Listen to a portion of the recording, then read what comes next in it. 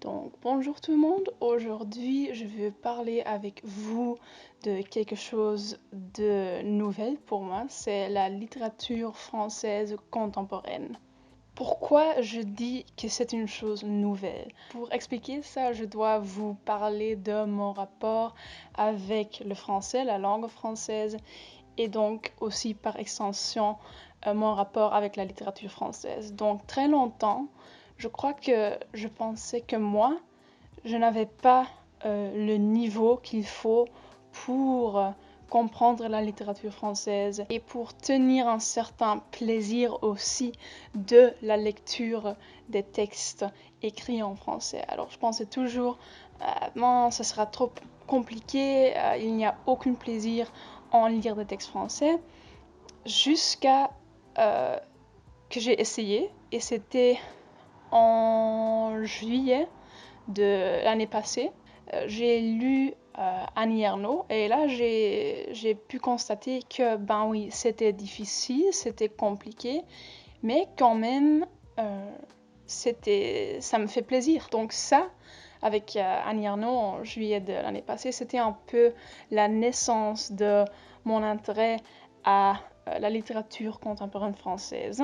Cette année, en 2020, en septembre, j'ai constaté encore une fois que j'étais en train de lire de plus en plus de livres d'autrices francophones. Et donc aujourd'hui, je vais vous parler de ces 4 livres que j'ai lus en septembre et en octobre, qui sont tous écrits par des autrices francophones.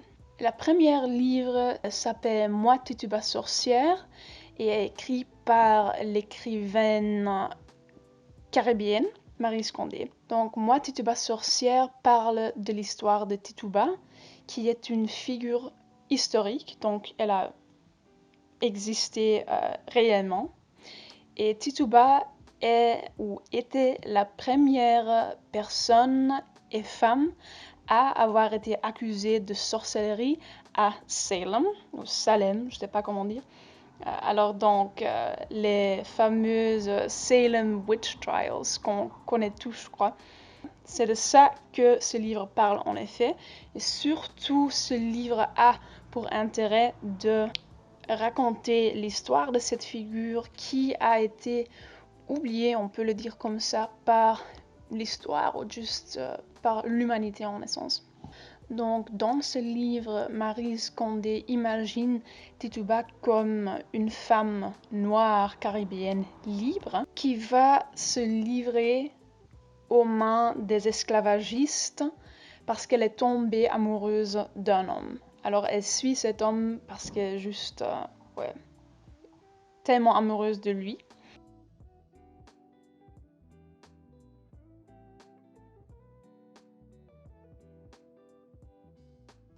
C'était une lecture tellement bouleversant parce que oui, en effet, moi j'en connais rien de Tituba. Bien sûr, je sais dans les grandes lignes ce qui s'est passé à Salem, mais c'est quand même très important de savoir que la première personne à être accusée était une femme noire, esclave aussi. Donc j'ai une énorme appréciation pour Maryse Condé qui a dit ben ça suffit. Maintenant, moi, je vais prendre l'histoire de Tituba dans mes propres mains et je vais essayer de faire mon mieux et de lui rendre un peu d'honneur et de vraiment raconter son histoire. Je dois dire que Tituba, comme caractère dans ce roman, est vraiment une figure tellement bienveillante et ouais, tellement exceptionnelle. Un aspect très important dans ce livre est bien sûr la sorcellerie, qui corrèle aussi avec la bienveillance de Tituba, puisqu'elle ne voit pas le mal dans cette sorcellerie ou dans ces dons.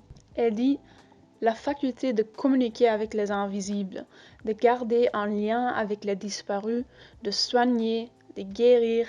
N'est-elle pas une grâce supérieure de nature à inspirer respect, admiration et gratitude?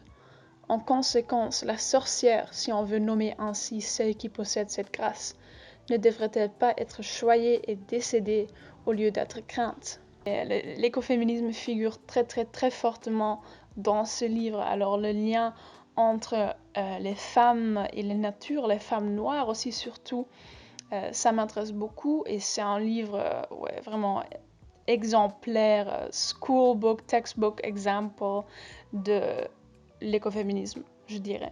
Mais quand même d'un point de vue intéressant parce qu'on a tendance à toujours oublier les femmes noires esclaves. Donc voilà, une très grande recommandation pour Moi Tituba pas sorcière de Maryse Condé.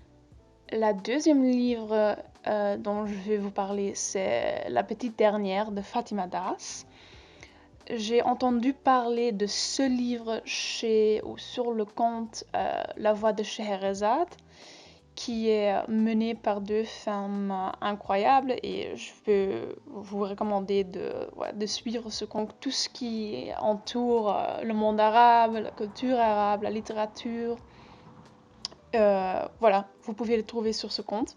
Et c'est comme ça que moi j'ai entendu parler de La Petite Dernière. Donc Fatima Das est une autrice qui vit à Paris, qui a grandi à Paris aussi. Et elle s'identifie comme franco-algérienne. Alors, elle a des racines algériennes et c'est aussi de ça qu'elle parle dans ce livre qui est un peu autobiographique, quand même, on peut le dire comme ça. Ce qui m'a intéressé aussi quand Hannah de chez La Voix de Scheherazade a parlé de ce livre, c'est l'identité lesbienne et musulmane de Fatima Das. Donc, dans ce livre, elle parle de comment elle peut unir ses identités, alors sa croyance qui reste quand même, ou qui est juste tout simplement très forte, et son identité queer. Ces aspects-là m'intéressent beaucoup. Elle parle aussi de... Je sais pas comment on dit ça en français, mais de disability. Donc, si je me rappelle bien, elle souffre ou elle a de l'asthme. Donc voilà, elle va aussi aborder ces sujets-là et les mettre tous en relation. Le style, si on peut le comparer par exemple au style de Maryse Condé, dans Moi Tituba pas sorcière en tout cas, est très très simplistique. Des phrases très courtes. Alors on est sur un livre avec beaucoup de phrases très pointées. Bien sûr, c'est ça qui rend le livre unique et le donne une certaine puissance. Mais moi, c'était pas tellement mon truc. Alors, j'adore les biographies. C'est l'un de mes genres préférés, je dirais. Alors, j'aime lire les biographies des femmes intéressantes de plus de 50 pages. Pour moi, il n'y a aucun problème. C'est l'un des genres avec lequel je tolère ça. Mais c'est aussi un livre très court. Alors, non seulement les phrases sont courtes, mais aussi le livre en soi.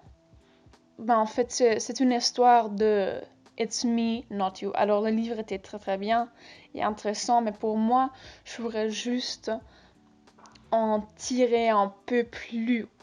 Et voilà, pour être clair, je le recommandais quand même. Si ça vous intéresse aussi, vas-y. Et je suis sûre que ça ne va pas être une déception.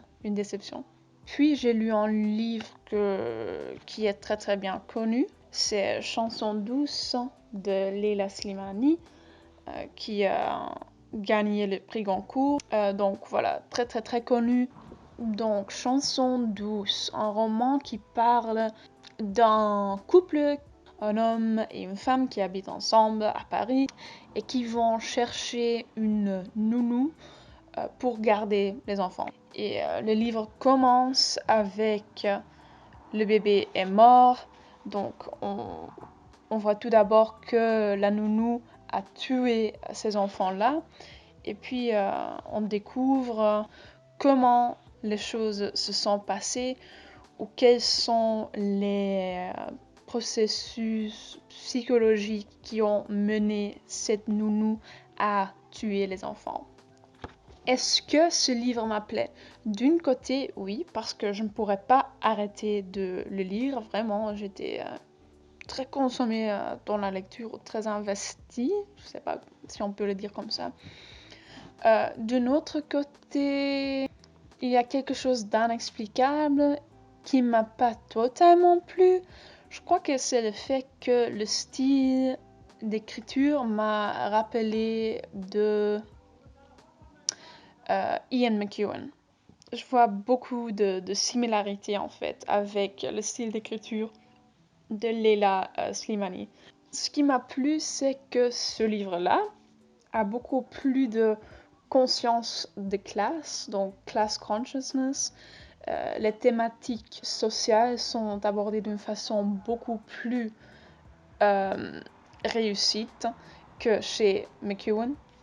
Ce qui concerne la langue, parce que je sais que mes amis qui vont peut-être regarder cette vidéo sont eux aussi en train d'apprendre le français et d'améliorer le français. Je crois que c'est le livre avec lequel j'avais le moins de difficultés avec la compréhension des mots, de ce qui se passait, juste la compréhension de français. Et c'est peut-être aussi ça qui a rendu cette lecture aussi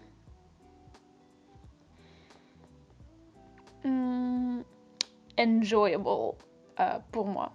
Donc, encore une fois, c'était pas un grand coup de cœur pour moi, comme l'était Moi Tituba sorcière, mais j'ai quand même hâte de découvrir le reste de l'œuvre de Leila Slimani parce que je crois quand même, je trouve qu'elle aborde des thématiques très intéressantes et quand même d'une façon réussie. Alors voilà. Et le dernier livre dont je peux vous parler que j'ai lu, c'est Rue de Kim Thuy. Alors Kim Thuy est une écrivaine vietnamienne qui a quitté ou fui le Vietnam pour aller au Canada. Alors ce livre parle majoritairement de cette fuite du Vietnam au Canada. Le style de ce livre rassemble un peu le style de Fatima Das, donc on peut le voir comme ça sur les pages. Parfois il y a juste des paragraphes qui sont assez courts, mais qui ont une puissance très très forte. Ce qui concerne la langue est un peu plus difficile à comprendre que par exemple chez Leila Slimani, ça je peux dire. Mais bon, au final, ça va. Ce qui m'a aidé un peu aussi, c'est que avant de lire ce livre, j'ai vu ou j'ai regardé quelques interviews avec l'autrice dans lesquelles elle explique déjà un peu les thématiques ou les stages de sa vie. Puisque j'avais regardé déjà quelques interviews, c'était plus facile pour moi de comprendre de ce qu'elle parlait dans ce livre-là. Est-ce que je le recommandais? Oui, bien sûr, sans hésitation. Je crois que c'est le premier livre que j'ai lu qui parle du Vietnam, qui est un pays qui quand même m'intéresse beaucoup. Donc, pour conclure, quels étaient mes livres préférés de ce 4 livres? Je dirais Moi, Tituba sorcière et puis Rue de Kim Thuy. Mais Chansons douces et La petite dernière sont aussi des livres très très intéressants et très lesenswert, comme on dit en allemand. Donc voilà, c'était tout pour moi et à la prochaine!